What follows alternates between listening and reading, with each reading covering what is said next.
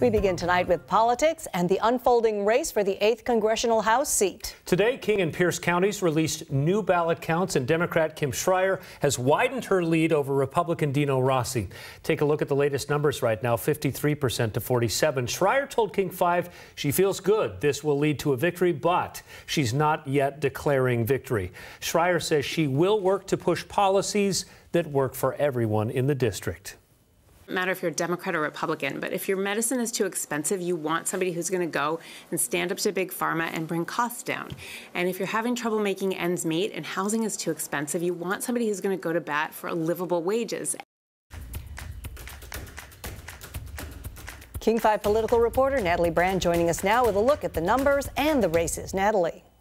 Hi there, and we did just receive some new numbers from Pierce County. That's where Republican Dino Rossi picked up some votes in that county tonight, but he is still trailing Schreier by more than 12,500 votes.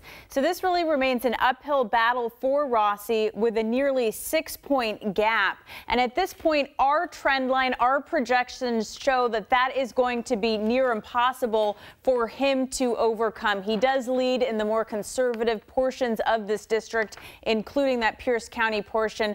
But Schreier's success so far in the more populated King County portion is giving her a comfortable lead. Neither of those candidates willing to call the race at this point. But again, our trend line showing that that is looking to stay in Schreier's hands. Now turning to Southwest Washington, where we are still watching the 3rd district race between Republican incumbent Jamie Herrera Butler and Carolyn Long. Herrera Butler widened her lead today to nearly 12,000 votes. We are still waiting for Clark County to post, but it looks like Herrera Butler will hang on to her seat. We have called Eastern Washington's 5th district race. Republican incumbent Kathy McMorris Rogers faced her toughest re-election battle to date, but she is winning comfortably over Democratic challenger Lisa Brown by 10 points there.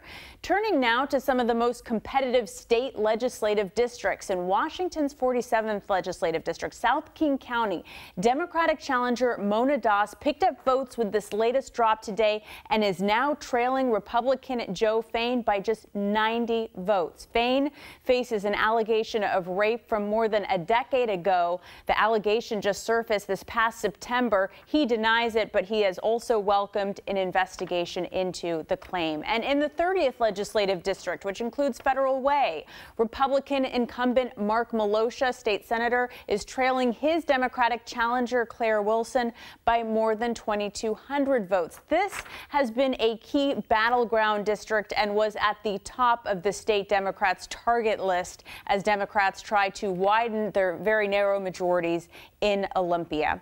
A brief note now on the national picture and the U.S. Congress. With Democrats taking back control of the House, some of Washington's Democratic members of Congress are poised to potentially take over some key positions, and that includes Representative Adam Smith, who is in line to chair the House Armed Services Committee. His office told me today that he does intend to run for that position. I have also learned that Congressman Rick Larsen has his eye on chairing the subcommittee on aviation. Back to you.